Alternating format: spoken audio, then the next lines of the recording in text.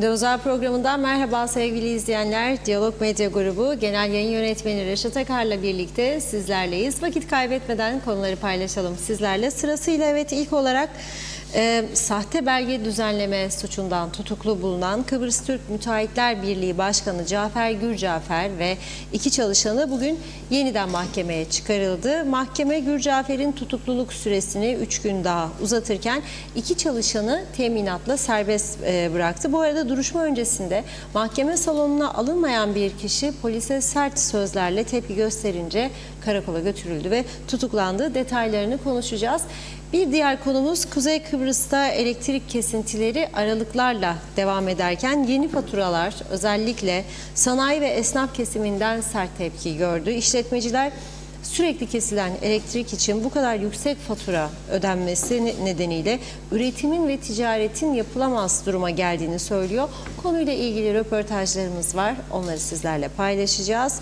Bir diğer konumuz da son günlerde ishal, kusma ve halsizlik şikayetlerinde ciddi artışların meydana geldiği, hastane acil servislere başvuranların sayısında ciddi artışların olduğu gibi özel hastane ve doktorlara da benzeri şikayetlerle gidenlerin sayısındaki artışlar dikkat çekiyor.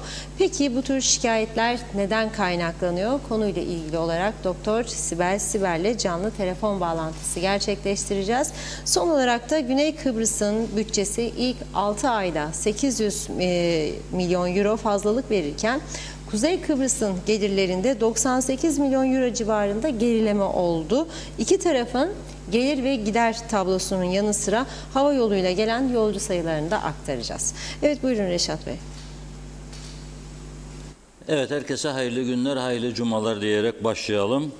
Bugün tabii gündemimize öncelikle Kıbrıs Türk İnşaat Müteahhitleri Birliği Başkanı Cafer Gürcafer ve birlikte çalışan iki kişinin duruşmasından başlıyoruz. Cafer Gürcafer hakkında polisin mahkemeye sunduğu suçlamalar sahte belge düzenlemesi, irtikap, sahte belge düzenlenmesine tahrik, sahte belgeyi tedavüle sürme suçları ve diğer iki çalışana ise sahtekarlıkla kayıt temin etme suçundan dava açıldığını söylüyor polis ve bugün mahkemeye elde ettiği bilgileri aktarıyor. Tabii bu kalabalığı en sona bırakmasını isteyeceğim arkadaşların. Bir şeyler oldu çünkü orada ona geleceğim. Bir genç orada tutuklulardan olan arkadaşının duruşmasını izlemek istediği ve salon mümkün olmadığı nedeniyle yaşananlara değineceğiz. Çünkü ciddi bir olay olarak görüyoruz bunu.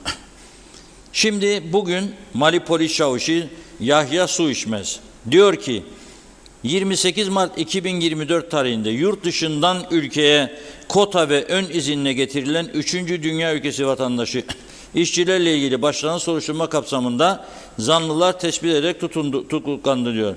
Çalışma Bakanlığı ile Kıbrıs Türk İnşaat Müteahhitleri Birliği arasında 2007 yılında yurt dışından getirilecek işçilerin işlemlerin kolaylaştırılması öngören bir protokol imzalandı. Zaten başından itibaren yanlışlık bu.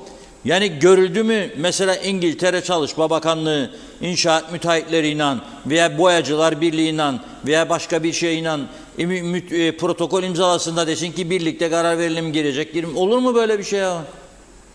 Bir kuralı var. İşçi İşçi Bulma Kurumu diye bir olay var. O İşçi İşçi Bulma Kurumu'na müracaat eder şirketler. Der ki ben 17 tane boyacı isterim, 8 tane kalıpçı isterim, 24 tane demirci isterim, 12 tane tuğlacı isterim. Ona göre Çalışma Bakanlığı bakar. Yoksa der ki müracaat ediniz. Bulup getirmek istediğiniz ülkeden gelir. Çalışma Bakanlığı bunu adli şubeden sordurur, sicillerini Türkiye'den isterler ve eğer sicili temiz ise ona göre bakanlık bunların ülkeye girişine izin verir. Ama ikamet adresi ister, kalacak yer belli olması lazım. İnsani koşullarda kalacakları bir ortamın hazırlanması lazım ve sigorta ihtiyaç sandığı primlerinin düzenli olarak ve vergilerinin yatırılması lazım. Bunun hiçbiri yapılmadı ama bugüne kadar. Çok az insan, bakınız burada sadece işte belirli otellerde çalışanlar, ne bileyim bazı şirketlerde veya evde bakıcı falan diye çalışanlar veya bazı hastanelerde, kliniklerde temizlik işçisi şu bu. Onların çalışma kayıtları varsa ama 100 kişide 50 tane de kaydı olmayan var. Kendisi bize şimdiki bakan dedi ki 35-40 derlerdi ama bana göre %45 kayıt dışılık var diyordu. Bana göre de %50'nin üzerindedir. Nereden biliyorum? Her yakalananın kaçak olduğunu görüyorum polis tarafından. Kaçak olmayanı göremiyorum ben. Ayrıca da gözle görülür durum var ortada. Verdiğiniz yetkiyi 2007 yılında o da o yetki çerçevesinde yürüdü demek ki. Neyse.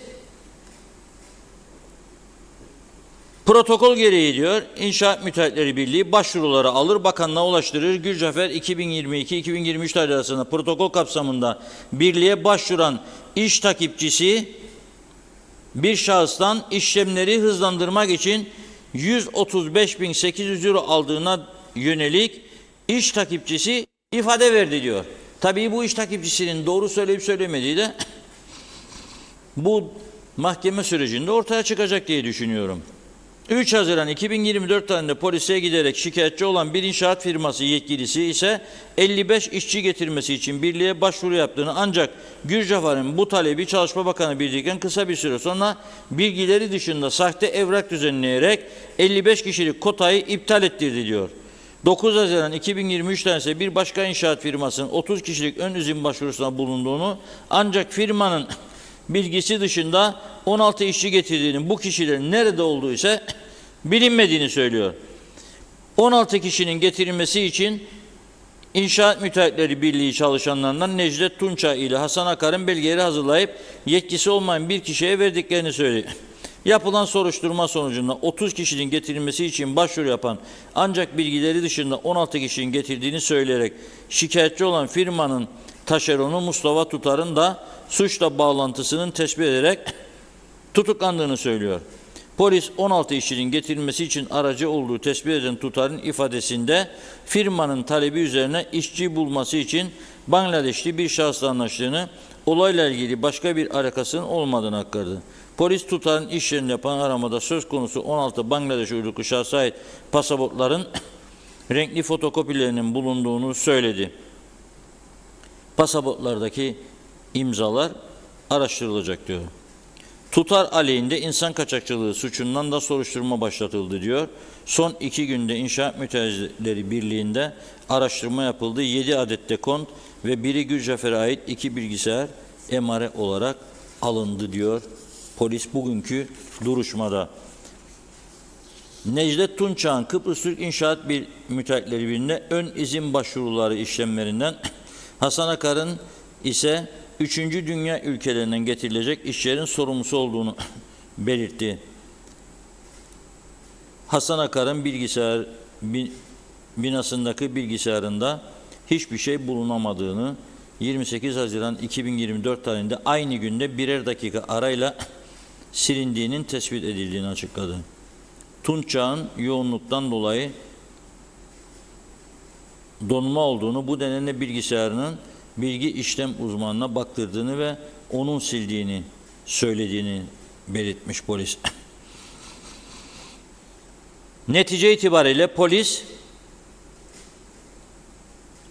2 günde 30 ifade aldık diyor. Elde edilen bilgiler ışığında yeni tutuklamalar da olabilir diyor. Aranan bir şahıs vardır diyor. Daha pek çok ifade alınacak diyor. Gürcafer ile Tutar'ın 3 gün daha poliste kalmasını istiyor polis. Ancak diyor Akar ile Tunçak'ın soruşturmaya etki edemeyeceklerini belirterek teminat talebinde bulunuyor. Savcılık da soruşturmanın geniş bir şekilde sürdürüldüğünü belirterek 2 zanlının 3 gün daha tutuklu kalmasını, diğer 2 zanlının teminata bağlanmasını talep ediyor. Gürcafer'in avukatı Süleyman Özsoylular, tutarın avukatı Muhabbet Mevsimler 3'er gün süreye itiraz etmedi. Netice itibariyle yargıç Gürcafer ile tutarın soruşturma amacıyla 3'er gün daha tutuklu kalmasına emir verdi. Diğer 2 kişinin ise yurt dışına çıkışları yasaklanarak tüm kimlik ve seyahat belgelerine el konulmasına, 60'ar bin Türk lirası nakit teminat yatırmalarına, 2 kefilin 700'er bin lira kefalet senedi imzalamalarına ve haftada 1 gün en yakın polis karakolunda ispat-ı vücutta bulunma şartıyla tutuksuz yargılanmana emir verdi. O kadar çok arttı ki bu ispat-ı vücut emirleri. Polis karakolunda tahmin ederim bu iş için özel 5-10 kişilik ekip olması lazım. Çünkü gidip gelecek, geldim, kayıt tutulacak, imzalatılacak falan. Şimdi o kalabalık bir fotoğraf vardı, o ekrana gelecek. Bugün duruşma salonuna girmek isteyen birisi orada, arka tarafta kısılmış. Ali Ocak isimli bir şahıs. Diyor ki duruşma salonuna girmek isterim diyor, duruşma öncesi. Polis de diyor ki salon şu anda dolu, bekleyelim diyor. Bunun üzerine bu ilgili şahsın polise sen bana müdahale edemezsin, seni yazdım, görüşürüz diyerek tehditte bulunduğu belirtiliyor.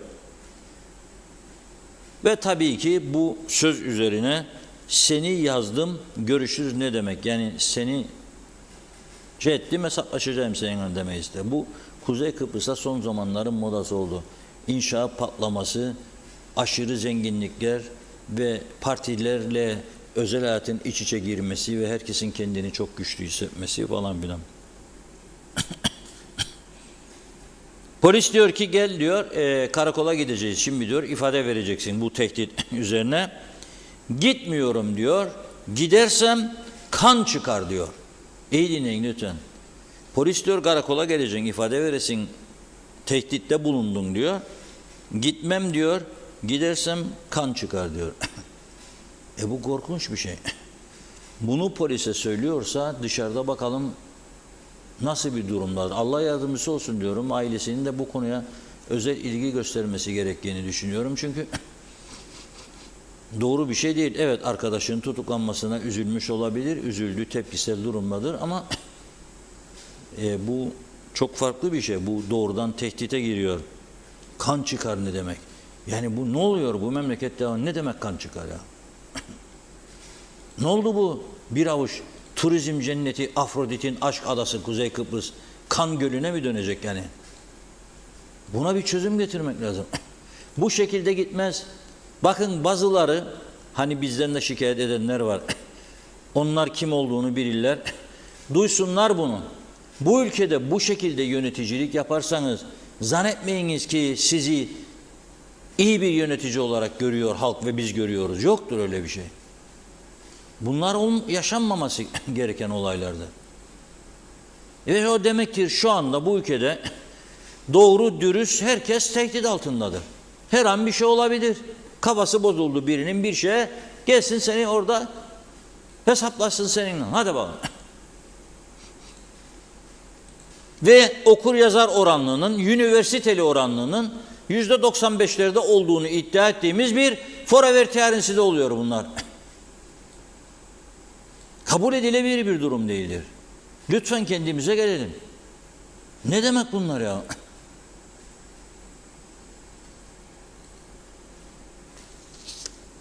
Polis tabii karakola götürdükten sonra kendisini şiddet tehdidi, rahatsızlık verme, uygunsuz hal ve hareket suçlarından tutuklanmış. Tabii başından söyledim programın, bu kayıt dışılık işçi meselesinde 2 farklı gerçek vardır. Birisi istismar edildiği, bazı kesimlerce kullanıldığı, Birisi de ülkenin ihtiyaçta olduğu gerçeği. Onu da görmezden gelmeyelim ha. Bugün eğer bu ülkede kaçak veya kayıtlı Afrikalılar, ki çok sorundur bu ülke için, özellikle bu ülkeyi uyuşturucu batağına sürüklediler. Ağırlıklı olarak onlar. Ama olmasınlar. Hepsi böyle değil tabii. Hepsi suç işlemez ama ağırlıklı olarak öyle. Onlar olmasın. Belediyelere ait o orta refüjler, yol kenarları falan da temizlenmez. Çünkü belediyenin yerli işçileri klima altıdır, büyük bir çoğunluğu belediyeler o şekilde, başkanlar ileriye yönelik yatırım yapmaktadırlar. Ya başkan olarak devam edecekler, ya başbakan olmayı hedeflerler, ya cumhurbaşkanı. Ve derler ki biz bu işi taşerona verir kardeşim artık. O zaman ne doldurdunuz 758 kişi binaların içini? Saraylar yaptınız. Tutar tarafı yoktur bu ülkenin, açık söyleyeyim size. Evlerde bakıcı isterler yaşlılara veya çocuklara. Hani var mı bir tane yerli? Yoktur. Temizlikçi isterler? Yoktur. Dün akşam dinledim bir arkadaştan. Ya olmaz dedim, yani ciddi misiniz dedim. Evet dediler, 2 odalı bahçeli küçük bir evimiz var. Uzun zaman temizlik görmedi. Boşudu. Şahıs bulamadık. Bir kişi bulduk bu işleri yapan. Şirket gibi değilim artık. Gitmiş görmüş, demiş ki 6.000 liraya bu iş olur. Anlamadım demiş bunlar. Bir evin temizliği 6.000, evet demiş. Sen karışma ona demiş. Ben 2-3 kişi birden getireceğim. Hızlı bir şekilde temizleyecekler. Ne oluyor ya? 6.000 liranın döviz karşısındaki değerini de düşünmezler. 200 dolara yakın bir paradır ya. Amerika'da bir temizlikçi 200 dolar alır mı ya? O günde sorarım ben size. Hadi bulun söyleyin. 12, 13 isterlin, 14 isterlin, 15 isterlin İngiltere'de öyleydi. Saati tabii. 6 saat çalışsa 90 isterlin 15'ten. 160-170 isterlin nerede? 200 dolar nerede ya? Olur mu dedim, olur dediler. Lahmacun dediler, 1000 lira oldu da. 1000 lira Bodrum'dadır, karıştırmayın. Kıbrıs'ta 1000 lira olmaz. Kıbrıs'ta da şimdiymiş 110, 120, 130, 150, 160 arası gider gelirmiş. Yemeyeceksiniz o zaman. Benim gibi yemeyeceksiniz. No lahmacun. Hele etleri dün gördükten sonra öyle.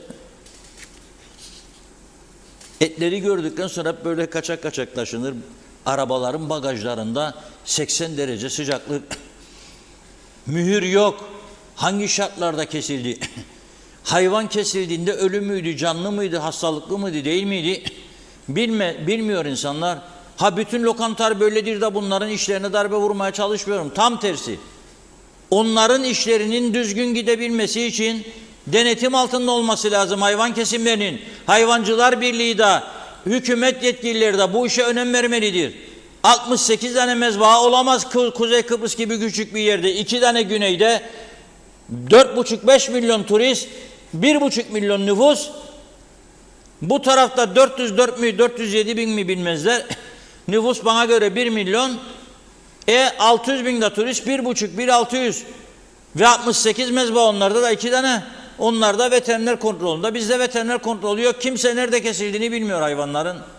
Tesadüfen bulurlarsa bulurlar. Mandıraların içerisinde kesilmiş ve temizlenmiş hayvan buldular. Kaç tane geçenlerde. İsteyince bakarlar. İhbar olursa her zaman bakmazlar. Kıbrıs küçük bir yerdir. Herkes birbirini tanır. Telefonlar çalışır. O bakanı arar, öteki bakmayanı arar. Bir şekilde durdururlar. Olmaz ama böyle. Sen beni idare et, ben seni idare edeyim düzeniyle buraya kadar gelebildik. Bundan sonrası artık nasıl olacak? Her şey kötüye gider be arkadaşlar.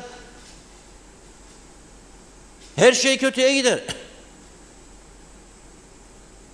Sağlıklı ürün tüketip tüketmediğimizden habersiz yaşıyoruz. Nasıl olacak bu iş?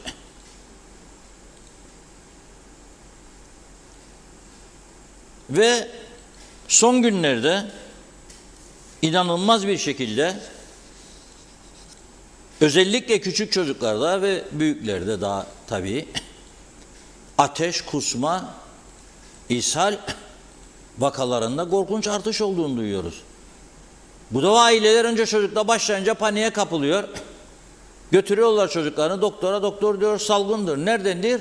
Kimisi havadan der, kimisi karadan der. Yani karadan dediğim mideden demek istiyorum. Yediklerinden, içtiklerinden.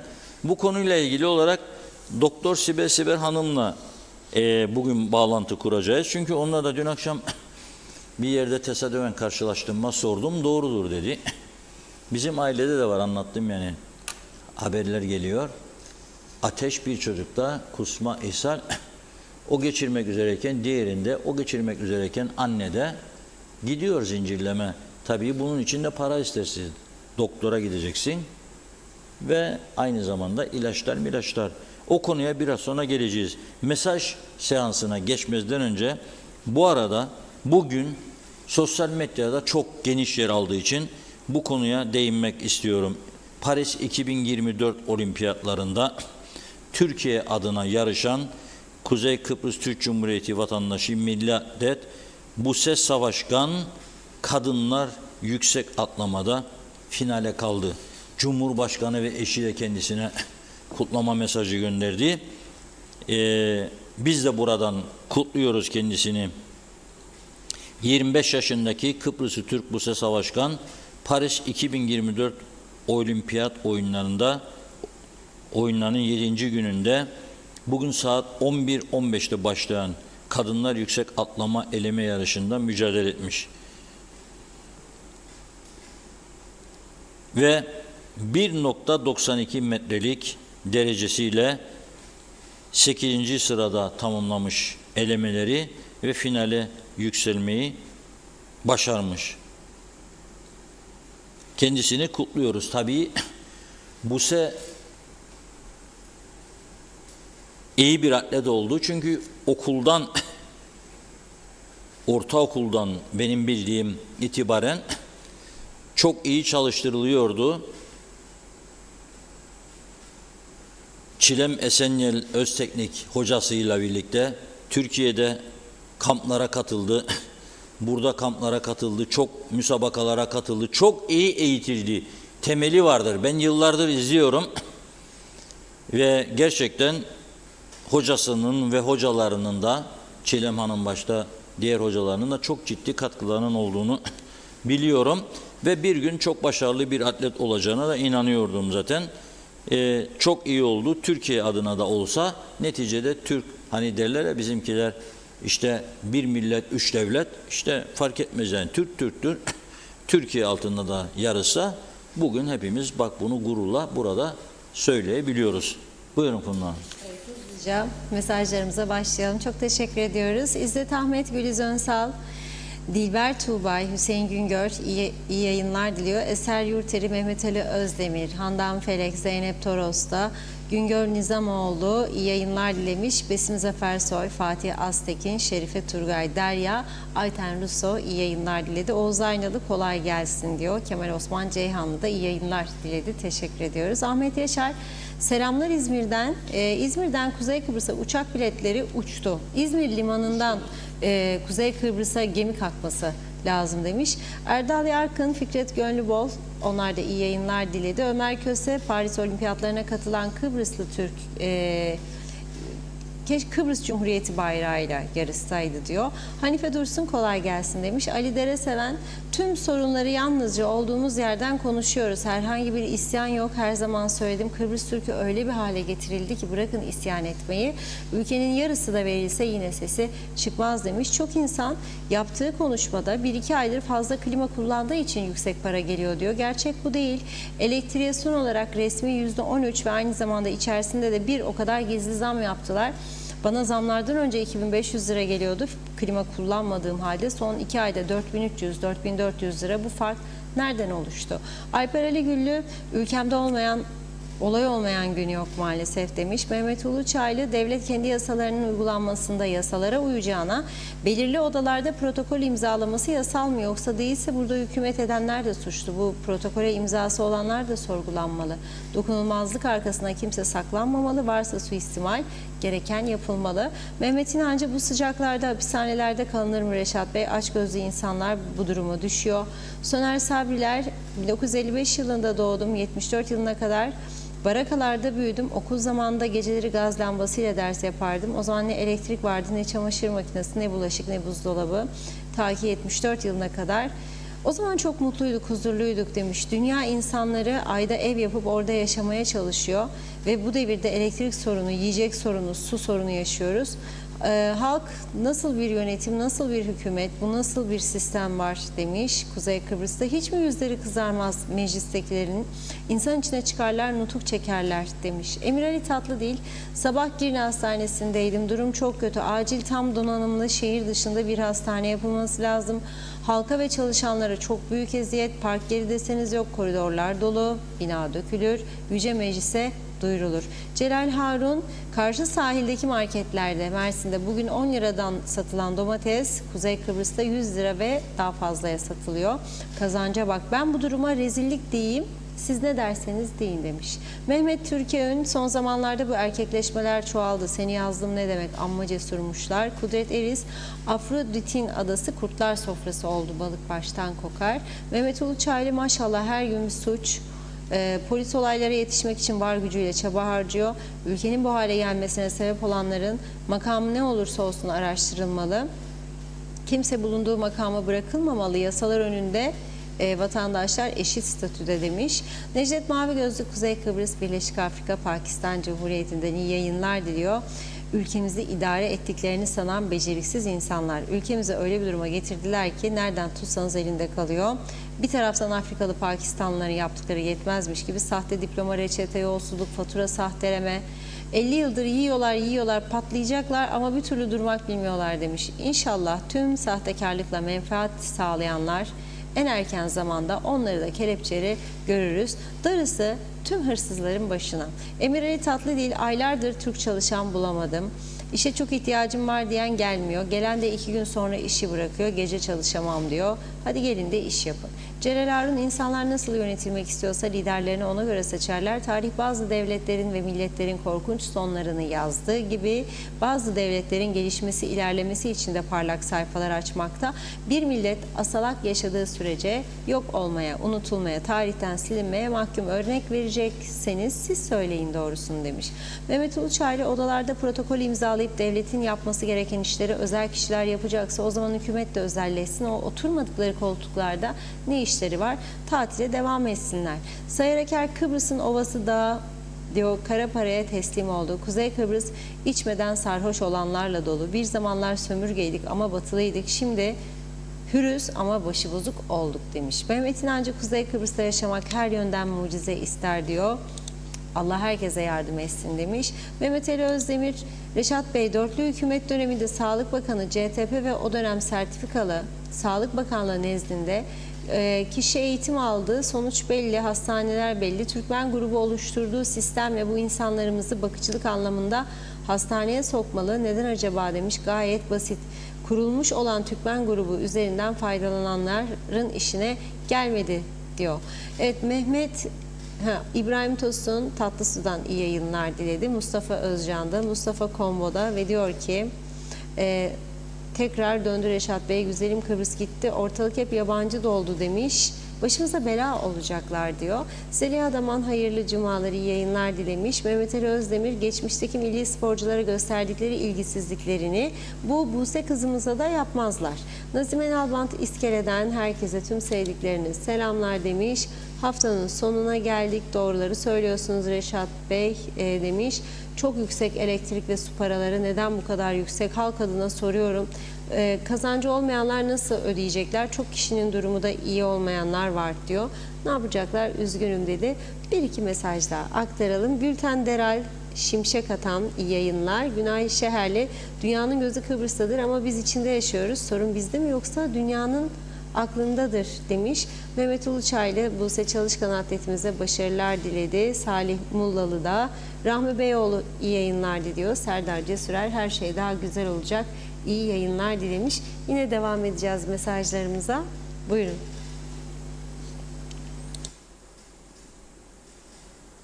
Evet, herkese teşekkür ediyoruz.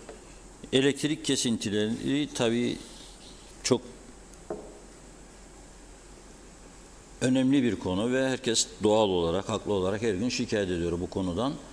Ve kendi medya grubumuzun da elektrik faturasına baktığımda bu ay gelen ödenecek gibi değil. Çok kullanırsınız. Yok, çok kullanma diye bir şey yok.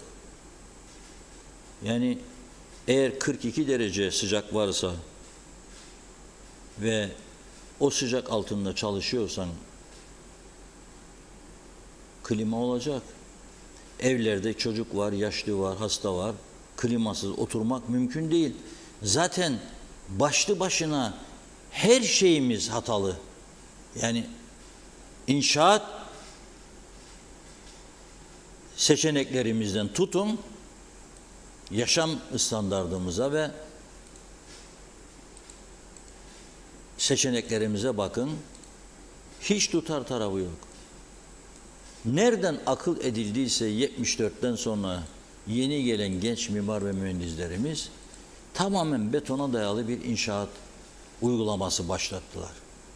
Ben kendim biliyorum, İngiliz döneminden kalma ahşap zemin, onu söküp buz gibi dökelim şapı, betonu, goylum mermerleri yıkasıyla hiçbir şey olmaz. Bırakacaksın ahşapta altından fareler geçsin, yılanlar geçsin derlerdi. Sökerlerdi.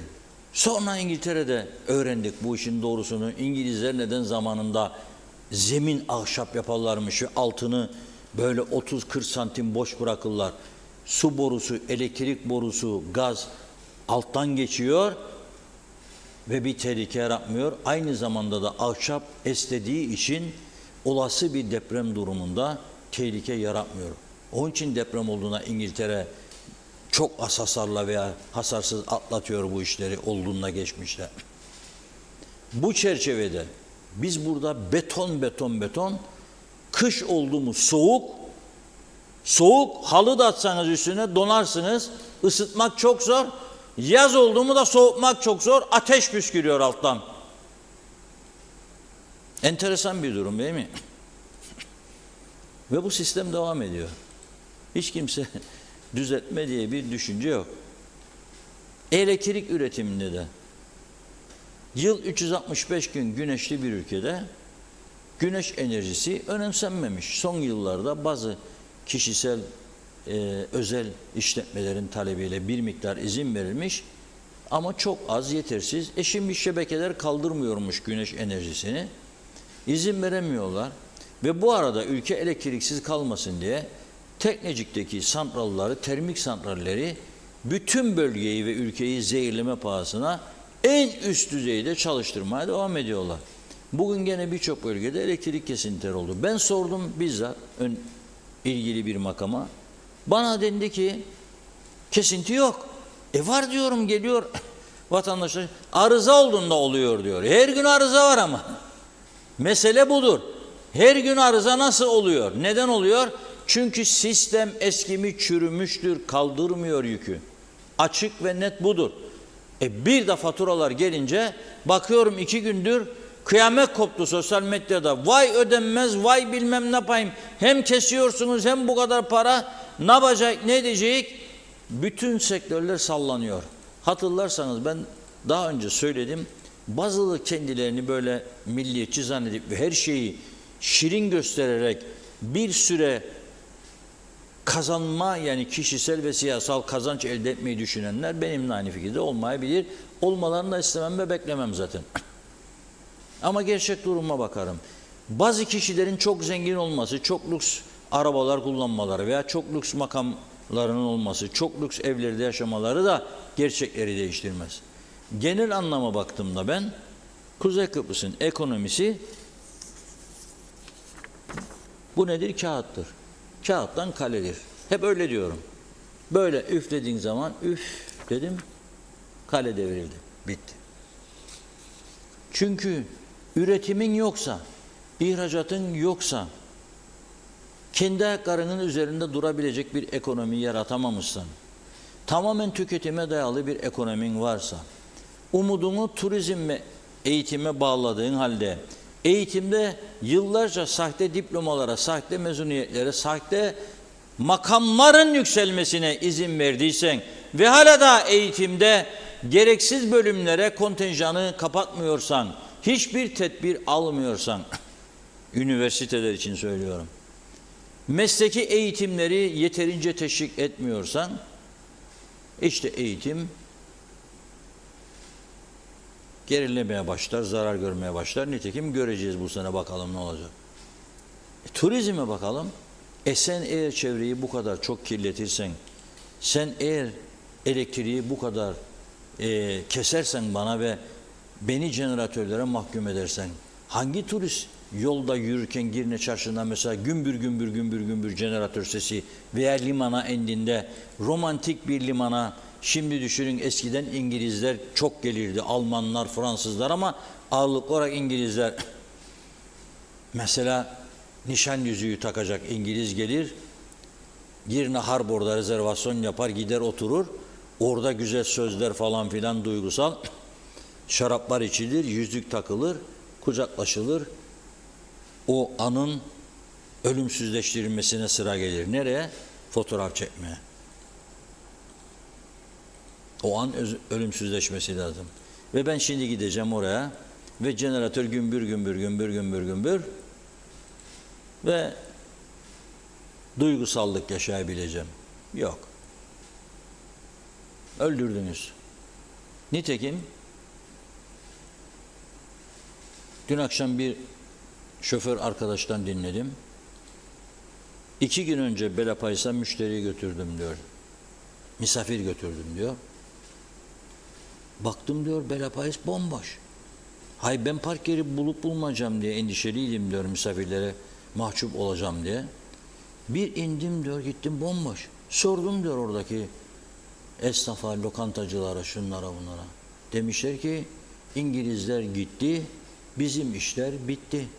Çünkü tarihi eserlere daha çok yabancılar meraklı, İngilizler meraklı. Bir gelenler vardı yılda 70, 80, 90 bin, bu 300-400 bine kadar çıkabilirdi. Rumlara 2 milyona yakın İngiliz bu sene, 1 milyon 800 bin İngiliz beklerler bu yıl. Bize de bir 70-80 gelirdi. Bir miktarda burada yaşayan vardı, 30-40 bin. Şimdi burada yaşayanların önemli bir kısmı geri dönmeye başladı. Neden? Çünkü yıllarca bu oturma izinlerinde işkence çektirdiler insanlara. Senede bir geleceksin, yok o kapıya git, yok buraya git, yok o belgeyi al, yok bu belgeyi. Hadi be, eksik olsun, gelmişim 80 yaşına, burada yaşarım, emekli aylığımı buraya getiririm, ev aldım, araba aldım, bu ülkenin ekonomisine katkım var, her akşam bir lokantada yemek yiyorum falan. Siz beni eziyorsunuz, buyurun kaçaklarla yaşayın o zaman. Güzel ülkeler çok dünyada gidilebilecek. İnsanlar kaçmaya başladı. Kaçmaya başlayınca da esnaf sıkıntıya düştü. Yani turizmin geleceği de iyi değil. Zaten ayrıca bir de şu var. Maliyetler çok yükseldi. Maliyetler, geçen sene Kasım ayında Londra Turizm Fuarı'na katılan arkadaşlar maliyet hesaplaması yaparken domatesi 40 liradan koydulardı. 30-40 lira arası. Mesela ne bileyim, bir meşrubatı 7 liradan koydular. Bu sene olduğu meşrubat 15. Domates oldu 100, 110, 120.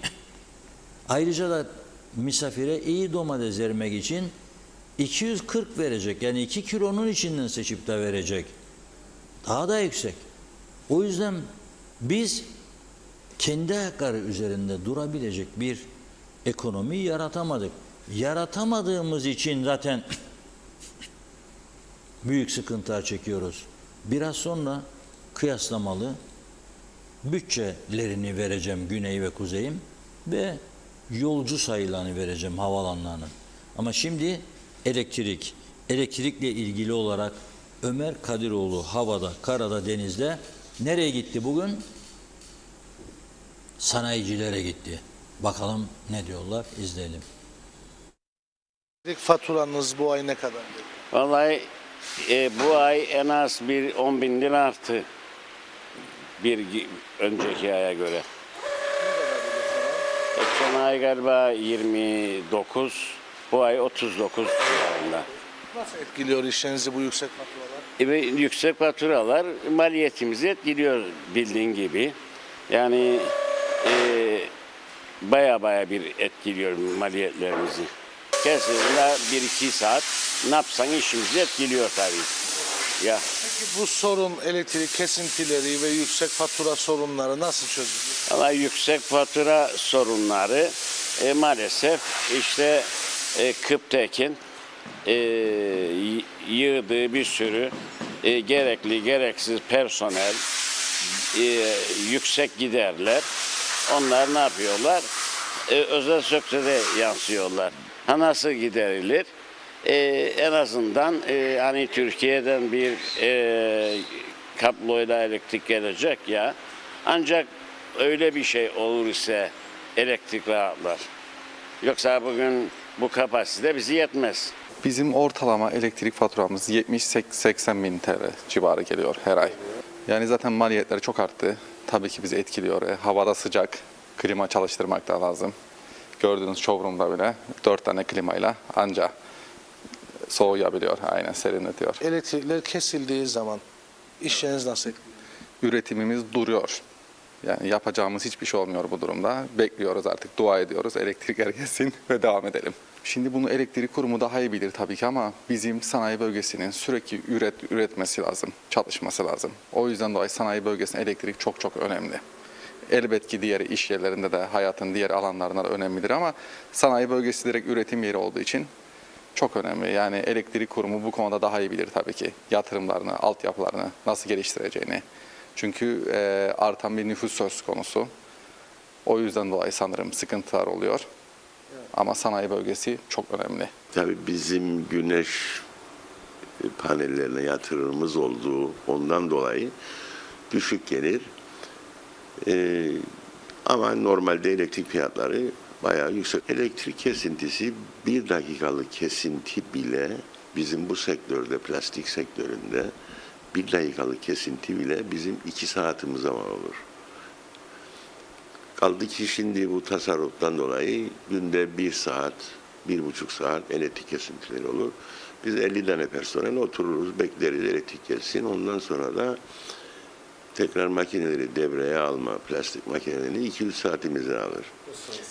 Evet, yani en azından yani çok mecbur olursanız ve tasarruf yapacaksınız, en azından sanayi bölgelerine kesmeyin bu elektriği. Evde hadi herkes idare eder, gölgeye geçer, bilmem ne yapar. Ama üretimi niçin engellersiniz? Yani büyük bir maliyettir bizim için elektrik kesintisi. Yani elektrik olsun da fiyatı ne isterse olsun derik ama olsun. Bir kere yani devlet işletmeci olamaz. Olursa işte bu kadar olur, böyle olur. Bu elektrik üretimi, dağıtımız, bunlar tamamen özelleştirilmesi lazım artık. Özel sektörün, bu işi iyi bilen firmaların, çünkü her konuda uzmanlaşmış firmalar vardır. Adam gelir başbakan olur, oturur oraya, her şeyden anlar. Anlamaz, mümkün değil, yapamaz. Dolayısıyla bu işleri özelleştireceksiniz. Her işi uzmanı yapacak. O zamandır ki hem ucuza mal edebilir, hem arz güvenliğini sağlayabilirsiniz. Ancak öyle olabilir. Bizde her gün bakan değişir. İşte enerjiden sorumlu bakan değişir. Bilmem yönetim kurulu değişir. Elektrik kurumunun yönetim kurulu değişir. Her gelen kendi arkadaşlarını, kendi ahbaplarını yönetim kuruluna koyar. İş bilir bilmez kor. Ve bu durumlara geldik. Hala daha böyle devam eder. Ben zamanımda Sanayi Odası Başkanlığı döneminde özelleştirilmesi konusunda mücadele verdik. Olmadı. Onu bile yapmadılar. Çünkü herhalde bunlar bir rant mı sağlar, istihdamı kapısıdır onlar için nedir? Özelleştirmeyi bile yapmadılar. Onun için bu hala daha çekeriz yani. Böyle giderse şimdi inşaatlar hızla ilerler. Nüfus çoğalır, artar. Oteller, yeni oteller falan. Hep bunların elektriğe ihtiyacı vardır. Siz yeni yatırım yapmazsanız, yeni teknolojiler getirmezseniz elektrik konusunda demek ki gidişat kötü. Tam duvara yani şimdi günde 1 saat keserlerse belki 1 sene sonra 4 saat kesecek.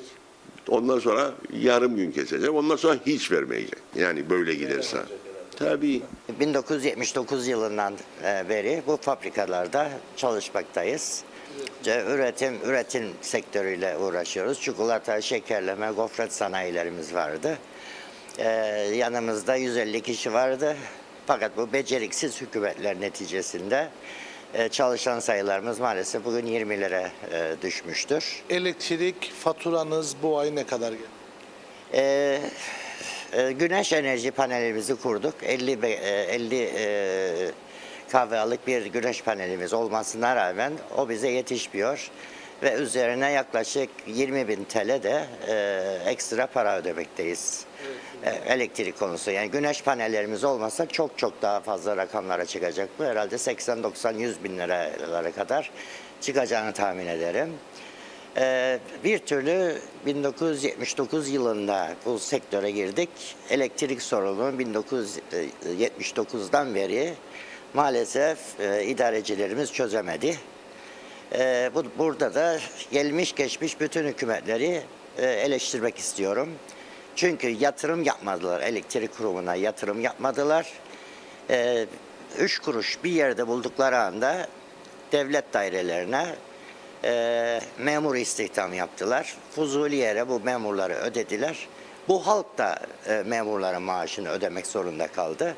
Halbuki yatırım yapılmış olsaydı gerek elektriğe gerek başka konularda sanayicilere destek çıkmış olsalardı bugün sanayimiz çok daha ileride olacaktı. O elektrik kesintilerinden dolayı zararlarımız çok büyük olmaktadır. Çünkü ne de olsa güneş panelimiz olsa bile zaman zaman elektrik kesintileri oluyor. Bu elektrik kesintilerinden dolayı da üretim bayağı etkileniyor. Ürünü tekrar yeni baştan işlemek zorunda kalıyoruz. Bu da büyük bir zararlarla karşı karşıya kalıyoruz. Tek yolu memleketimiz güneşin en bol olduğu ülkelerden bir tanesi. Dolayısıyla tamamen solar enerjiyle elektriğimizi üretmemiz gerekmektedir. Bunun da altyapılarını idareciler hazırlamak zorundadırlar. Yani Türkiye'den kablo ile elektrik gelecek de şudur da budur da bunlar hep uzun vadede olacak işlerdir. Yani ivedi bir şekilde elektriği güneş panelleriyle karşılanması zaruridir diye düşünüyorum. 1980'li yıllardan beri yetkili bakanlara, başbakanlara devamlı dile getirdik. Bu konuların çözülmesi gerekli olduğunu. Çünkü hatta bir şey söylemek istiyorum. 1982 yılında ilgili başbakanla yaptığımız bir görüşme vardı. Ben sanayi odasında 7 sene as başkanlık yaptım. 14 yıl sanayi odalarında çalıştım. Ve ilgili Rum tarafından elektriğimiz gelmekteydi. Haspolat Sanayi Bölgesi'nin. Ve benim teklifim neydi? Bir fonda bir para oluşturalım. Gerekirse ham maddelerimizden de %2, %3 fon alarak, tüm ithalattan %2, %3 fon alarak bu fondaki paranın biriktirilip enerjiye yatırım yapılmasını teklif etmiştim bunları. Fakat ilgili kişiler bunları Türkiye'nin bize yapacağını ve seçim kaybedeceklerini bizlere aktarmışlardı. Böyle politikalarla bu ülke bir yere gidemez. Kesinlikle gidemez. Vallahi her ay katlanıyor, belli olmuyor. Geçen ay mesela 14.000 geldi, bu ay 17.000 geldi.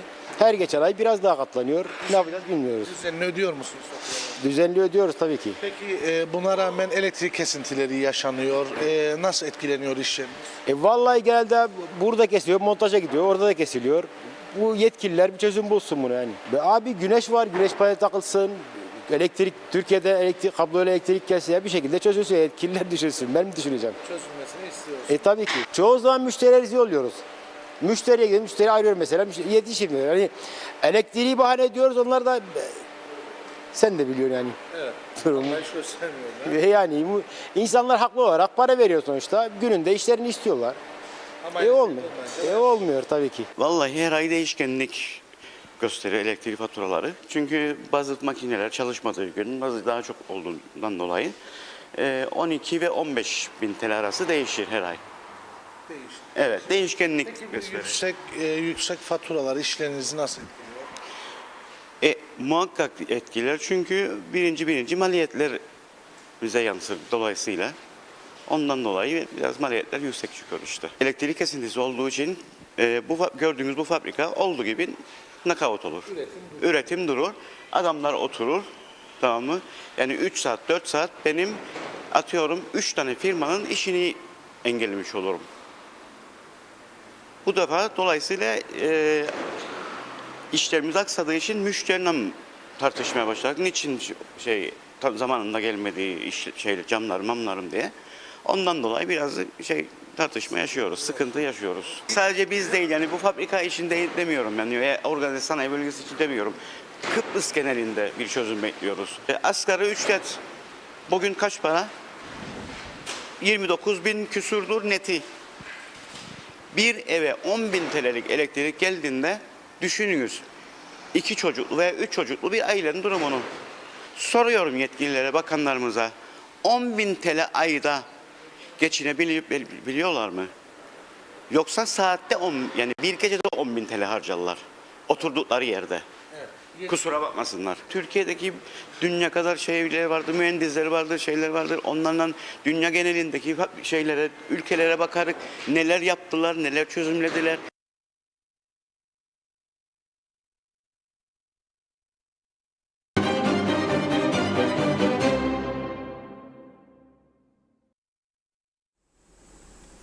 Evet, herkes şikayetçi. Tabii tasarrufa gitmek isteseniz de gidemezsiniz elektrik. Yani ne kadar gideceksiniz? Yani evde 3 oda var. Tabii 3 odada klima çalışmaması lazım. Ama bir odada olsun çalışacak. Çocuk gece uyuyamaz klimayı kapattığınızda. Uyuması için ben şimdi anlıyorum eskiden analarımızın çektiklerini vallahi. Gerçekten. Uyuyamadığımız gecelerde bize yelpaze sallayarak uyuttuğunu düşünün siz. Bu kadar fedakardı eski anne. Şimdi annelerin çoğunda yoktur bu tabii. Aman çocuğum sen kal evde ben gideyim de geleyim arkadaşımla 1 saatçikte geliyorum 4,5-5 saat sonra. Neyse konu çok önemli. Bugün Türkiye'de Instagram'lar da kesilmiş haberiniz olsun.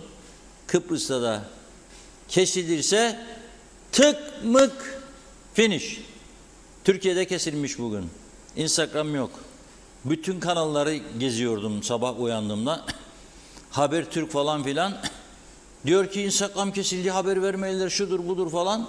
Sonra öğrendik ki bir yayından dolayı Instagram'a tepki koymak için yönetim tarafından kesilmiş. Kıbrıs'ta kesilmediğini biliyorum yani en azından programa girinceye kadar baktığımda çalışıyordu.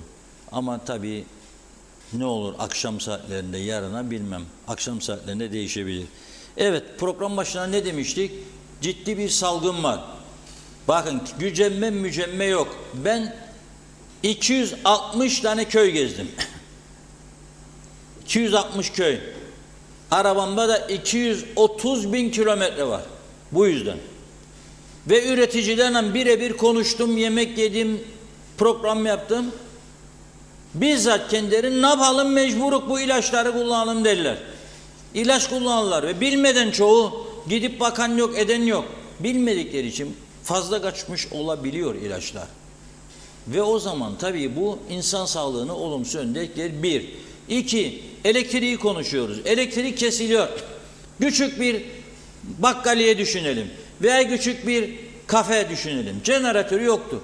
Elektrik kesildiğinde buzluktaki yiyecekler, içecekler çözülüyor. Donmuş olanlar. Dondurmayı düşün. Fakat bazı insanlara anlatmak mümkün değil. Diyor dondurma risklidir bu mevsim. Yedirmeyin. Çocuk istedi. İstediyse ne yapayım sana artık. Ondan sonra başlıyor sıkıntı. Bakteri kapıyor. Gayetme, kusma, ishal, terleme, ateş falan filan. Sonra doktorlara koşturma, ilaç. Mausa'dan bir görüntü vardı. Böyle Hüseyin Çiçek arkadaşımıza dedim. Git oğlum dedim Mausa'da. Bir bak bakalım. Çünkü çok şikayet geldi bana. Akın varmış. Acil servislere. Acil serviste de bir tane doktor varsa acil servis doktoru da 45-50 tane birden hasta gider oraya. Bakması zor. Kolay değil yani bu iş. Çabuk çabuk götürüyor. Görüyorsunuz. Gider gelirmiş ambulanslar de. Mausa'da, Gazi Mausa'da. Girne öyle. Lefkoşa öyle. Bir taraftan da insanlar en yakın doktoruna gidiyor tabii. Ona bakınıyor. Hazır mı? Evet, Sibel Hanım hattımızda. Merhaba, hoş geldiniz yayınımıza. Merhaba, hoş bulduk. İyi yayınlar dilerim. Selamlar Sibel Hanım. Nasılsınız? Selamlar Reşat Bey, iyi yayınlar, iyiyiz. Sizler nasılsınız? Sağ olun. Dün akşam da konuştuk biraz ayaküstü. Bugün daha birçok insandan şikayet alıyorum. Bu olay özellikle İskele bölgesinde daha yaygın olduğunu söylüyorlar. Size göre yani bu kadar yıllık tecrübeniz var. Bu ishal, kusma, ateş daha çok nerelerden kaynaklanıyor? Bir virüs tamam da nedir bu virüs? Yani adanın bir tarafında daha çoktur, bir tane evet. Daha az mı azdır? Buyurun. Yani İskele bölgesinde daha çoktur şeklindeyse o zaman toplu olarak başlıyorsa ishaller, kusmalar tabii ki kontamine bir durum söz konusudur. Havuz suları, deniz suları, içme suları bunlar akla gelmelidir. Şimdi yazın biz ishal ve kusma şikayetleriyle çok kişi müracaat ediyor. Bir nedeni yazın işte gıdaların çabuk bozulması, sıcağın etkisiyle sizin de az önce söylediğiniz maalesef ülkemizde bitmeyen bir elektrik sorunu. İşte her evde veya her küçük markette, her küçük işletmede jeneratör olma ihtimali yok. Bu donmuş gıdaların çözülmesi ve tekrar donması bu bakterilerin üremesi için bir nedendir.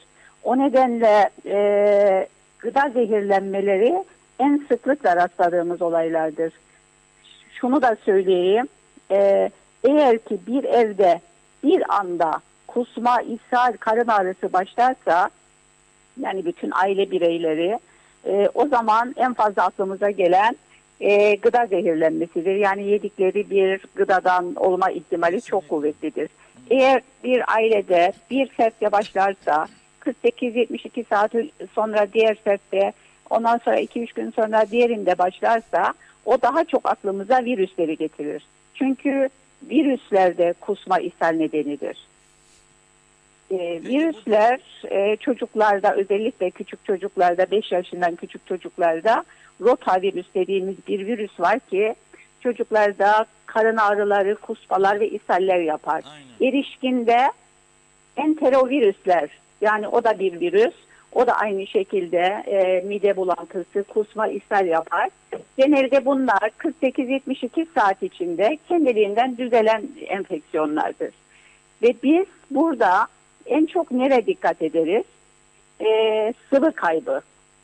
En fazla tehlikeli olan sıvı kaybıdır. Yani bir çocukta sadece ishal varsa veya bir erişkinde sadece ishal varsa, kusma yoksa o zaman ağızdan bol bol sıvı verilmelidir.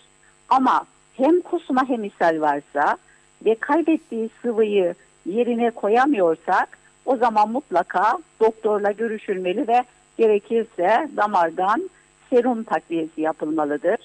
Ama tabii bir uyarıda bulunmak istiyorum. Gıdalarda hijyen çok önemlidir. Açıkta satılan gıdalar bu sıcakta çok kolaylıkla bozulabilir. Kara sinekler çok rahatlıkla bakterileri gıdalarımıza taşıyabilir. Çok da kara sineğimiz var maalesef. Dolayısıyla bilmediğimiz, emin olmadığımız yerden içtiğimiz sular, böyle özellikle seyahatteysek ve bilmediğimiz bir restoranda, bir yerdeysek mutlaka kapalı şişe sularını tercih etmeliyiz. Şu yanlış yapılır, işte kapalı su alınır, bardağa dökülür ve içine buz atılır.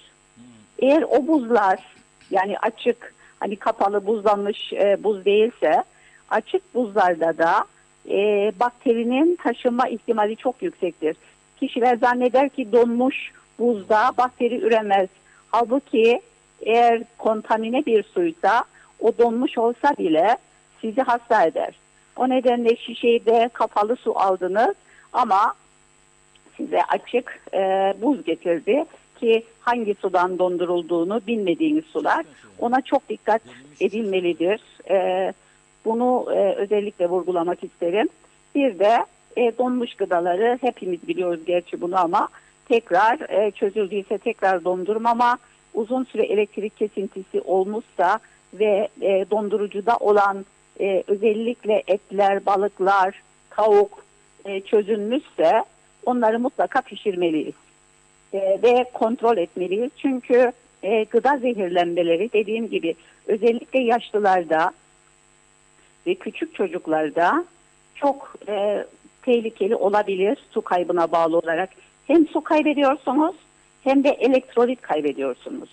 Yani sodyum, potasyum dediğimiz bizi canlı tutan elektrolitler ki bu elektrolitler vücudumuzda eksildiği zaman uykuya meyil, ileri derecede halsizlik, işte elimizi kolumuzu kaldıramama ve bazen komaya kadar götürebilir.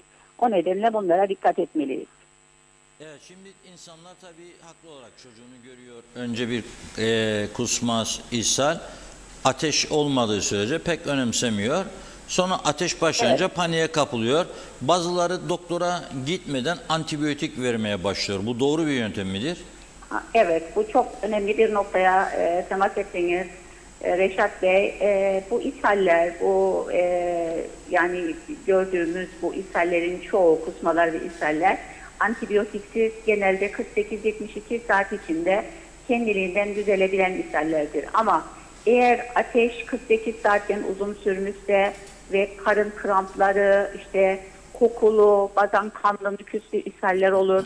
Bunlar varsa mutlaka bir doktorla görüşülmelidir. Yani bugün tıp viral mi bir ishal yoksa bakteriye mi bağlıdır?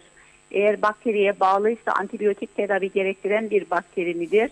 Kolaylıkla gayta tahliliyle de anlaşılabilir. Hastanın semptomlarından da anlaşılabilir. Ama özellikle ishallerde kendi kendimize, ne çocuklarımıza, ne yaşlılarımıza antibiyotik başlamayalım. En fazla önerdiğimiz probiyotiktir. Probiyotikler bu ishallerde iyi gelir, destek olur. O bağırsağın florası dediğimiz bakteri dengesini korur. Çünkü burada o patojen mikroplar diyelim, daha rahat anlaşılsın, bağırsağın iç dengesini bozar. Çünkü bizim bağırsağımızda normalde bakteriler de vardır ama bir denge halindedirler. İşte bunlara biz flora deriz. Bu florayı bozan bu bakteriye karşı biz hemen antibiyotiğe sarılırsak bazen ishallerin şiddetini de artırmış oluruz. O florayı iyice bozarak. O nedenle doktoruyla konuşulmadan bu yapılmamalıdır. Bir de dikkat edeceğimiz hastanın işte su kaybını yerine koymak. Tuz kaybeder, şeker kaybeder. Bu durumlarda maden sularında elektrolit vardır. İşte maden suyunu açıp gazını uçurduktan sonra kişiye vermek veya işte tuzlu ayran verebiliriz veya şekerli tuzlu sular yapıp verebiliriz. Ama tabii ki ağızdan alabilecek durumdaysa, kusmazsa, o verdiğimiz sıvıyı çıkarmazsa bu iyi bir yöntem. Serum dediğimiz zaten serum ya tuzludur ya şekerlidir. Ya tuzlu sudur ya şekerli sudur. Bunu eğer ağızdan alabiliyorsa seruma gerek kalmadan bu sıvı replasmanını tekrar sağlamış oluruz ve hasta kendine gelir. Ama bir şey daha değinmek istiyorum. Çok sıklıkla rastladığımız için Reşat Bey.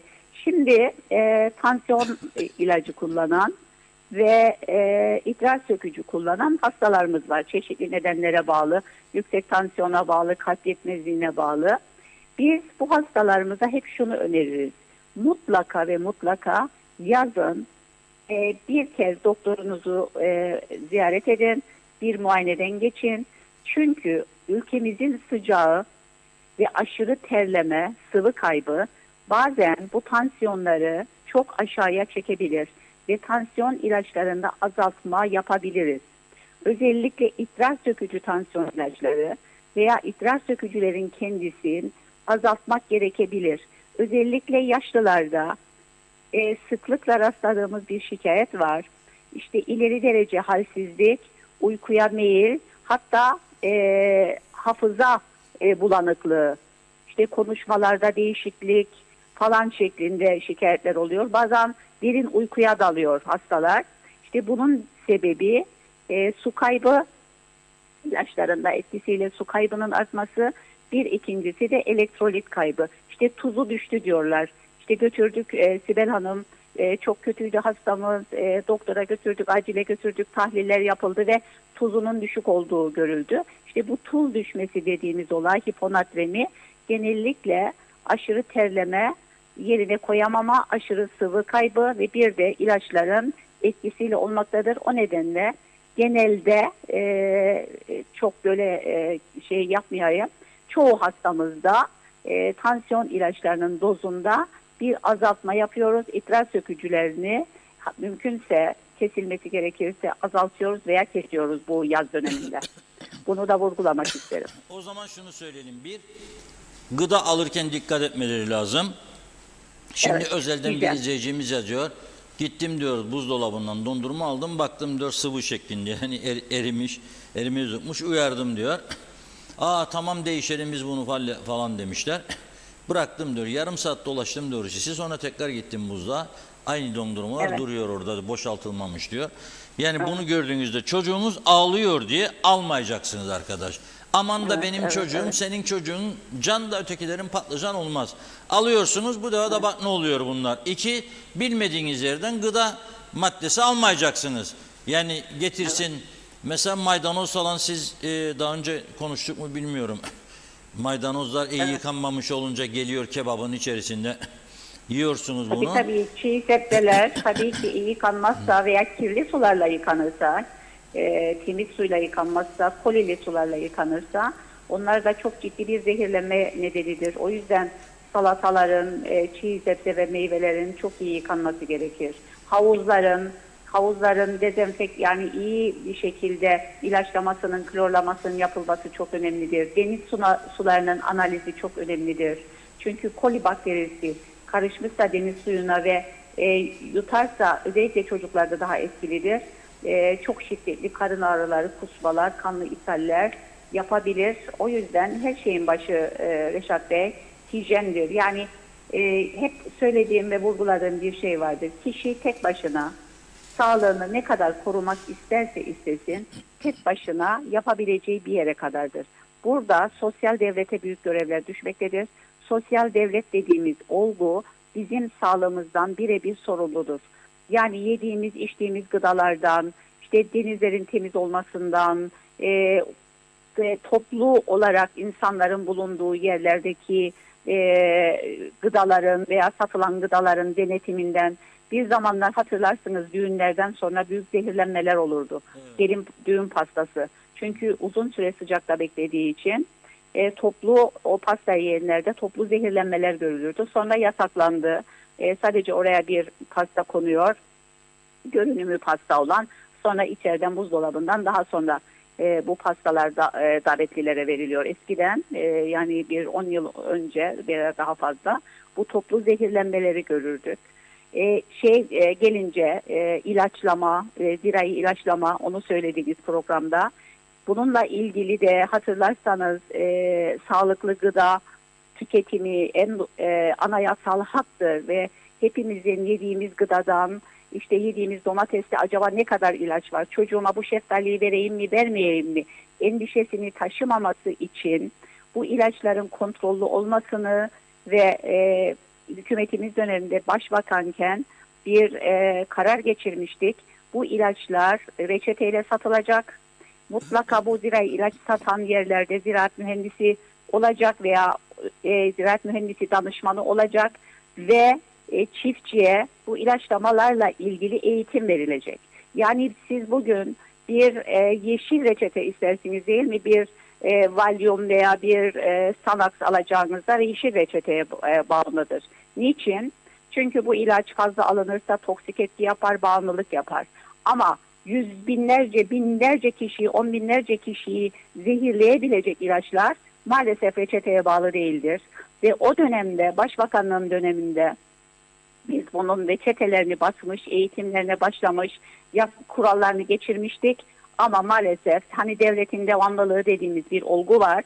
Maalesef burada da onu görmedik ve ondan sonra bu iş rafa kaldırıldı ve bugün hala işte okuyoruz filan zepsede bu kadar zirai ilaç. Çünkü üretici bilinçsiz. Üretici onu alıyor. Ne kadar atarsam o kadar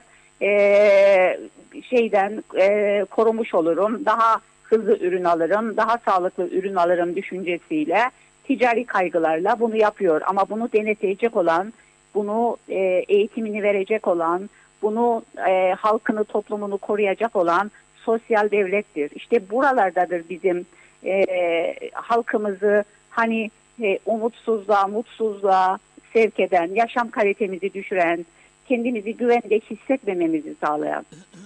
Dolayısıyla yani devlet, sosyal devlet artı birey, ikisi birlikte ancak sağlığını koruyabilir, sağlıklı yaşamı garanti edebilir. Evet, çok teşekkür ediyoruz Sibel Hanım. Sağ olun. Ben teşekkür ederim Reşat Bey. Görüşmek İyi yayınlar üzere, iyi dilerim. günler. Çok sağ olun. Sağlıklı günler dilerim. Sizlere İyi de. günler. Evet, Sibel Hanım'ı dinledik. Ne diyor? Gördüğünüz gibi Sibel Hanım diyor ki hemen panik yapmayınız, antibiyotiğe başlamayınız diyor. 48 saat, 72 saat içinde bu tür bakteriler temizlenir diyor. Eğer ikinci gün 48 saatten sonra ateş devam ediyorsa o zaman doktora başvurun diyor. Kendi kendinize de bir antibiyotik alıp uygulamayın diyor. Bol sıvı tüketmek lazım diyor. Ama her şeyin önemlisi gıda alırken dikkat etmek lazım. Hazırdan mümkün olduğunca kaçmak lazım. Kaçmak. Çok emin olduğumuz yerlerde yemek yemek lazım. Ben bir şey olmam bana tesir etmez. Olabilir. O zaman diyecek bir şey yok. Klimalar da öyle bir yapıyor ki eğer çalışmazsa zaten oturamazsınız. Burada program yapamayız. Çalışınca bu defa vücudu olumsuz yönde etkiliyor. Şimdi Esentepe geçmiş olsun 18 saattir kesikmiş elektrikler. Ben programa girmezden önce sordum. Planlı bir kesinti yok dendi bana. Arıza olursa olur dediler. 18 saat orada arıza. Bu nasıl bir arıza? Ve nasıl bu şekilde gidecek bu ülke? Nasıl ekonomi gelişecek? Nasıl kalkınma olacak? Bilmiyorum. Şimdi ekonomi kağıttan kale dedik biraz önce. Yani o kadar da değil tabii ki. Yani biraz bir şeylerimiz var. Doğrudur ama yeterli değil. Güney Kıbrıs'ta hep karşılaştırırım çünkü aynı adayı bölüşüyoruz. Bir tarafta onlar, bir tarafta biz. Ama onlarda ambargo yoktur, bizde ambargo var. Ya ambargo yani var ama zaten yani satmanı engelleyecek bir ambargo da görmedik biz bugüne kadar. Hiçbir yere satamazsan bak elinde kalan mandalinaları gelip Rum kendisi almak istedi. Şu anda elimizde kalan karpuzları Rum topluyor. Balıkları toplaya bize balık kalmadı. Gerçekten söylüyorum kültür balıkları kaldı bizde. Kuzeyde ya da küçücük Rum'un istemediği voppalar falan kalıyor burada. Güzel balık yani alıştığımız lagostur, fangridir, sinarittir. Yoktur yani fazlaca. Mısır'dan getirilirmiş diye duydum. Şimdi bu biraz sonra isteyeceğim bunu biraz sonra. Şimdi bütçe. Euroları koyabiliriz size böyle havadan euro yağan bir görüntü varsa buyurun koyun. Güney Kıbrıs bu yılın Ocak-Haziran döneminde 6 ayda bütçesi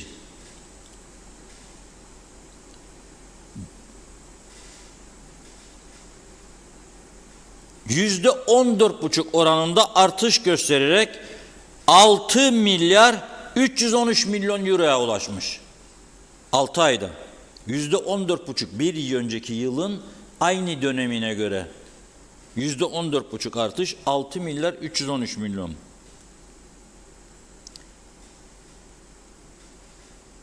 Giderler ise 5 milyar 451 milyon euro. Arada 800 milyon fark var. Artı Güney'in bütçesi 800 milyon euro fazlalık vermiş. Bizimkini araştırdık.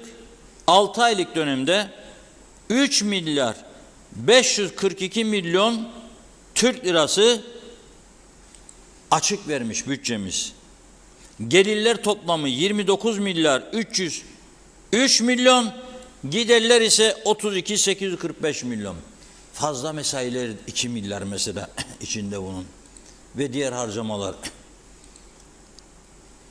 Demek ki 6 aylık dönemde 3 milyar 542 milyon yani 98 milyon 388 bin euro açık. Onlarda 800 milyon fazlalık, bizde 98 milyon eksilme. Özdemir Berova Bey düşmüş bu arada, geçmiş olsun. Başını vurmuş, birkaç gündür istirahatte. Herhalde çok düşünmekten dolayı diyorum ben. Ne olacak bu halimiz falan filan diye düşünüyordur diye düşünüyorum. Biraz sonra turizme geleceğim ama önce az bir mesaj. Az bir mesaj. Hemen devam edelim. Fevzi Çobanoğlu'nda kalmıştık. Ülkede adalet yok. İnsanlar devletten maaş alır, hiç işe gitmezler. Bir de mesai saatinde başka iş yaparlar. Bir de selfie yaparlar diyor. Şikayet eden kişiyi selfieci dikkatli ol derler. Adalet bu mu demiş. Fikret Gönlübol, Lefkoşa'da okullar yolunda yaya geçidinde yayalar geçsin diye durdum. Arkamdaki niçin durdum diye küfür ederek üzerime saldırdı. Acelem var dedi. Devam etti küfürlere. Şimdi polise yazdım diyor. Bu memleketten daha ne bekleriz? Mehmet Bey Almanya'dan selamlar demiş. Bugün marketten 0,69 sente domates almış, 89'a da muz. Nasıl oluyor? Almanya'da limon bile Kıbrıs'tan ucuz oluyor. Mehmet Uluçaylı, Orta Doğu kanayan kazan gibiyken bizim vekiller her şey yolundaymış gibi tatile devam ediyor dedi. Gerçek bir sayım yapılsın ve Kıbrıslılar kayıt altına alınsın. Zira yok oluyoruz. 5. sınıf vatandaş olduk. Doğan Günay, domates izni kimlere verildi demiş. Mehmet İnancı, elektrik kesintileri neden sürüyor? Yetkililer size açıklama yapmalıdır. Salih Taşkın Yaradan Akul, Gizli Deniz'de turizm patlamış vaziyette. 7/24 dünyanın her yerinden uçak iner. Ceyranlar kesilmiyor. Deniz temiz, sıcaklık 45 derece diyor. İşçinin biri gider, diğeri gelir. Sıcağı çekmezsin, ceyranlar da kesilmez. Hüseyin Aktu, söylenecek o kadar çok şey var ki o kadar zam yüksek diyor. Elektrik faturaları, pahalılık, geçim sıkıntısı ama yine kimsenin sesi çıkmıyor. Memnun seyredip bakıyorlar. Devlet, hükümet edenlerin hiçbir şeyde umurları değil, kulakları kapalı. Devletin yetkilerini kullanarak dolaylı yoldan yemeye devam etmeleri. Hükümeti anlıyorum da muhalefet, sivil toplum örgütleri, sendikalar ne iş tutuyor, ne yapıyorlar, ses soluğu çıkmıyor. Yoksa onlar da mı pastadan birer parça aldılar demiş. Halk ülke için bir şeyler yapmaya yanaşmıyorlar. Hani derler ya, bu ülkenin çivisi çıktı, bizim ülkenin de vidası yalama oldu demiş. Tutmuyor. Nazime Nalbant, pahalılık yüzünden halk diyor alamaz durumlara düştü. Neden düşük fiyata halka satmıyorlar? Çöpe atıyorlar ama daha aşağıda vermiyorlar. Halkımızı üzmeyin demiş. Çok ülkemize gelmek isteyen de var ama biletler de o kadar yükseldi ki gelecek olanlar ucuz yerlere gidiyor. Halbuki düşürseler ülkemize çok kişi gelecek. Hiçbir işlerini tam yapmıyorlar demek istemiş. Turizmin de önünü kapatıyorlar. Sonu nereye gidecek demiş. Arif Mustafa Cüce, Reşat Bey, hükümetin kurultay meselesi var. Bu sorunlarla, elektrikle falan ihtiyar heyeti, muhtar azaları ilgilensin. Bari Onlar da halk tarafından seçilmiş kişiler. Recep Göktaş halk geçim derdinde, atanmış hükümet kurultay derdinde. Esma Nazmiye iyi yayınlar demiş. Mustafa Deveci, Reşat Bey 650 liraya kesiyorlar. Milyonlar borcu olanları neden kesmiyorlar? Garibanın elektriğini kesiyorlar. Zengini kesmiyor. Hem ödemiyor hem halka yüklüyor. Hırsızlar bu ülkede itibar kazanır. Dürüst olan mağdur olur. Şerafettin Liman, biz ne diyelim, gece birden beri elektrik yok demiş Esentepe bölgesinde. Ertay Kızıl, Kıptek hırsızları engellerse, ödemeyenlerden tahsilat yaparsa, yakıtı yasal yollardan alırsa hiçbir sorun olmaz. Halka daha ucuz elektrik sağlar, kar bile eder. Çileme Senyel Özteklik, güzel sözleriniz için çok teşekkür ediyorum Reşat Bey. Yıllarca bizi takip ettiniz, haberlerimizi yaptınız ve her yarış öncesi arayıp bizlere başarı dileklerinizi ilettiniz. Sağ olun, var olun. Turgay Gezen, geçen ay elektrik faturaları çok daha fazla ses getirmişti. Demek ki bu toplum kazık yemeye alıştı diyor. Astronomik zamları ve pahalılığı kanıksadı. Benim gözlemim budur. Salih Mullalı, elektrik konusu yıllardır halka çile. Olumlu ilerleme yok. Ne idare ne muhalefet yapıcı hiçbir şey yapmıyor.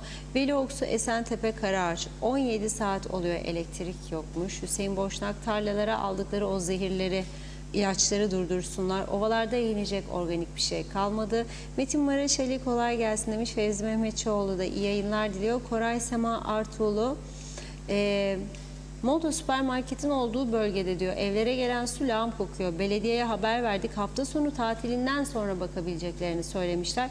Hepimiz hasta olursak bundan kim sorumlu olacak acaba? Ali Dere Seven, bizleri yıllardır dış düşman tehlikesi var diye uyuttular. Halbuki dış değil, iç düşmanlar bitiriyor. Metin Maraşeli halli yasasından bahsetmiş. Derhal işletmeli sebze meyve başka türlü kontrol altına alınamaz diyor. Bahçeden markete ürün taşıma derhal yasaklanmalı dedi. Şenol Tatlıcıoğlu iyi yayınlar dilemiş. Oral Beyaz'ı da okuyalım. Geçen hafta devlet hastanesi yanındaki bir kebapçıdan kebap aldım diyor.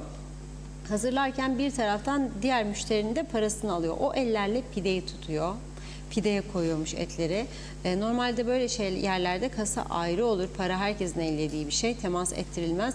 Durumu görünce aldığım kebapları köpeğime, kedilerime yedirdim. Hala böyle işletmelerin var olması bir tezattır dedi. Mehmet İnancı, ülke çapında uyuşturucu silah tanıması yapılmalı diyor. Arın Taşarkan, Kıbrıs Türk Kamu Görevlileri Sendikası Kamusen Delege üyesi, iyi yayınlar diledi. Zannediyorum tamamladık gibi. Çok teşekkür ediyoruz. Buyurun. Evet, şimdi programın da artık yavaş yavaş son bölümüne geliyoruz. Bugün yine Güney Kıbrıs'tan bir istatistik bilgi yayınlandı. Dolayısıyla bizi de yapmaya teşvik etti. Aynen bütçe meselesinde olduğu gibi Rum tarafı dün bütçe fazlalığını açıklamıştı. Biz onunla yetinmedik. Kuzeydeki bütçe durumunu da alarak adanın iki tarafını kıyaslamalı olarak hiçbir yorum katmadan neyse gerçek verdik. Şimdi yolcu meselesini açıkladılar bugün. Adaya gelen yolcu sayısı. Bunu da tek taraflı vermemek için Rum tarafının yayınladığı haberi Türk tarafındaki bilgilerle biz takviye ederek sizin bilgilerinize aktarmak istedik. Şimdi bu yılın ilk 7 ayında Larnaca ve Baf hava alanlarına istatistik bilgileri açıkladı Rum basını. Gelen ve giden, yani iki havaalanının faaliyetlerinde 6 milyon 600 bin yolcuya hizmet verildiği belirtiliyor. 6 milyon 600 bin. İki havaalanı yılın ilk 7 ayında Ocak, Haziran ve Temmuz, özür dilerim. Şimdi bizim taraf nedir dedik ve bu %4,5 artış varmış. Yani bir önceki yılın aynı dönemine oranla %4,5 bir artış var. Bizim Ercan Havaalanı ise bizzat işletmeden aldığımız bilgiye göre yılın ilk 7 ayında 2 milyon 320 bin yolcuya hizmet verdi. 2 milyon 320 bin Ercan, 6 milyon 600 bin Larnaca ve Baf, güneydeki iki havaalanı. 7 ay içerisinde Kuzey Kıbrıs'a gelen yolcu sayısı hava yoluyla söylüyorum 1 milyon 287 bin, giden ise 1 milyon 320 bin. 7 ayda Ercan'a 8.355 uçak iniş, 8.358 uçak da kalkış yapmış. Yani Ercan için çok düşük değil, iyi bir performans diyelim. Ama Güney'in tabii ki çok çok altındayız gördüğünüz gibi. Eşit olabilmek için özellikle ekonomide daha yürüyecek çok yolumuz var. Onlara çok sayıda uçak şirketi gelir, 55, 60, 65 doğrudur. Ama biz turist bulduk da getiremedik mi acaba? Fiyatlar bağlı, Güney'de de bağlı. Şu anda yaz olduğu için giriniz British Airways, Larnaca Londra görürsünüz fiyatları. Yaz oldu mu, hele okullar tatil olduktan sonra İngiltere'de fiyatlar artar çünkü tatilciler tatile çıkmaya başlar. Bizden ucuz uçak severleri var mı? Çok vardır, evet. Ucuz havayolu şirketleri bazen gidiş kısmında, bazen geliş kısmında çok daha uygun fiyatlar sunabiliyorlar. İsmet Esenel hocamız bir gideyim demiş. Tabii deneyimli bir turizmci İsmet hocamız. Biliyorsunuz televizyonda da bizde haftada bir turizm programı yapıyor. Akamas Koralbay kısmına gitmiş. Baf tarafını gezmiş. Oradan çektiği videoları gönderdi bize. Bakınız. Ne güzel koylar, pırıl pırıl tekneler, canlı canlı gider gelir. Bakın. Ve akşam saatlerinde çekilmiş Baf limanı ve arkada görülen Baf Kalesi. Şimdi onlar da gelecek görüntüye. Diyor ki hoca, iki tarafın diyor turizm sektörleri arasındaki farkı göstermek için diyor bu videoyu gönderme ihtiyacı hissettim diyor size. Güneyde çok sayıda İtalyan, İngiliz, Rus, Fransız ve Alman turist var. Yürüyecek, oturacak yeri yok diyor hafta arası olmasına rağmen. Baf'ın Latçi bölgesi vardır ki orada Türklerin de çok malı var. Son 15 yıldır turizme açılmış ve bu bölge inanılmaz bir ilgi görmüş. Akamas Körfezi'nin mercan adalarını kıskandıracak güzellikte mavinin tonunu göreceğiniz bir güzelliği var diyor. Turistik botlar 100 kişilik kapasitede ve onlarcası arı gibi çalışıyor diyor. Hepsi full dolu. Vallahi hoca canımızı çektirdin. Galiba biz de bir deneyeceğiz buraları. Önümüzdeki günlerde inşallah. Villalar, butik ve 3 yıldızlı oteller yeşilin içerisinde adeta saklanmış gibi. Latçi Limanı öğle saatlerinde bile turist dolu. Yiyecek ve içecek fiyatları ise bizler kuzeydeki yüksek fiyatlara alıştığımız için buraları çok makul geliyor. Örneğin diyor çupra balık yiyorsunuz diyor. Tabii çupra bilirsiniz kültür balığıdır. Yani havuzlarda yetişiyor. Çips salata 13 euro diyor. Leftigo diyor yani fırın kebabı 15 euro diyor. Bira içmek isterseniz diyor 2,5. Bir kolada diyor 2 euro. Hoca fiyatları da verdi bize. Evet durum böyle. O yüzden hem başta ülkenin temizlenmesi lazım. Bizim bile rahatsız olduğumuz çirkin görüntülerin ortadan kalkması lazım. Temizlenmesi lazım. Ya özellikle yaz girerken Nisan-Mayıs aylarında turistik bölgeler temizlensin, otlar temizlensin, boyansın binalar, yerler, yollar, bir yeşillendirme olsun. Bir hareket görelim ya. Ve memleketimizi seviyoruz, yaşamak istiyoruz. Yok.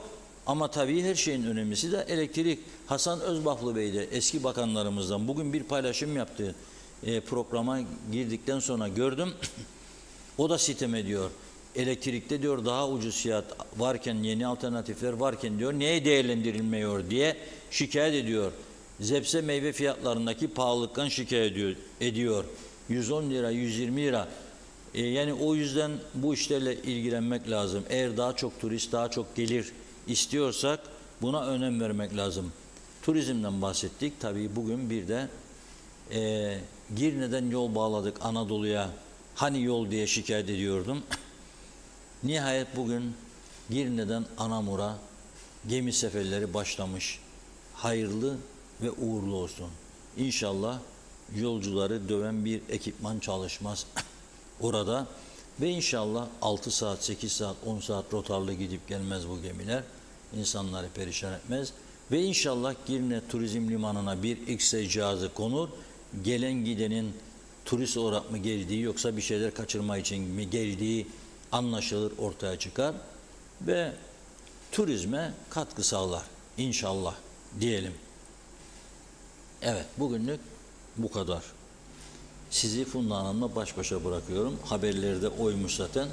Haberlerin saatine kadar istediğiniz her türlü şarkı, türküyü yazınız, okumaya hazır.